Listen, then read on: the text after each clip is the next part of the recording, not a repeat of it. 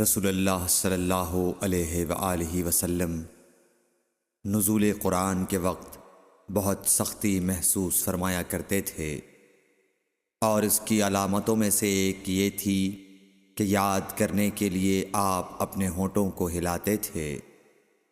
ابن عباس رضی اللہ تعالیٰ عنہ نے کہا، میں اپنے ہونٹوں کو ہلاتا ہوں جس طرح آپ ہلاتے تھے۔ سعید کہتے ہیں، میں بھی اپنے ہونٹ ہلاتا ہوں جس طرح ابن عباس رضی اللہ تعالیٰ عنہ کو میں نے ہلاتے دیکھا۔ پھر انہوں نے اپنے ہونٹ ہلائے۔ ابن عباس رضی اللہ تعالیٰ عنہ نے کہا، پھر یہ آیت اتری کہ اے محمد، قرآن کو جلد جلد یاد کرنے کے لیے اپنی زبان نہ ہلاؤ، اس کا جمع کر دینا اور پڑھا دینا ہمارا ذمہ ہے۔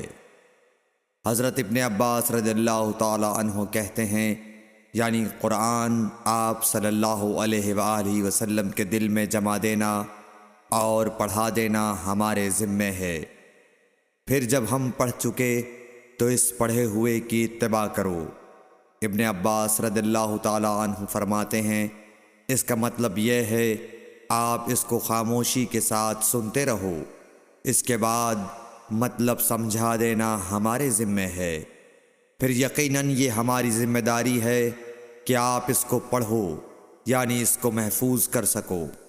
چنانچہ اس کے بعد جب آپ کے پاس حضرت جبرائیل علیہ السلام وحی لے کر آتے تو آپ توجہ سے سنتے، جب وہ چلے جاتے تو رسول اللہ صلی اللہ علیہ وسلم اس وحی کو اس طرح پڑھتے جس طرح حضرت جبرائیل علیہ السلام نے اسے پڑھا تھا۔ صحیح بخاری حدیث نمبر 5۔